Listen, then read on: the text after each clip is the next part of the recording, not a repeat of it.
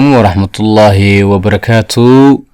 ogeysiis aad muhiim u ah ogeysiiskaas oo ku saabsan barashada luqadda Ingiriiska qaab online ah oo casri ah oo maqal iyo muuqaal ah.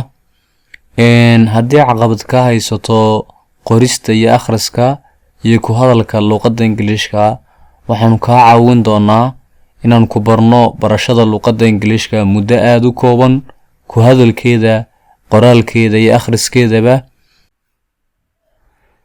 sidoo kale waxaan ogeysiinaynaa ardaydii dhamaysatay book 1 inaan u diyaarinay course 2 ama book 2, buuggii oo PDF ah iyo casharaantii oo maqal iyo muuqaal ahba.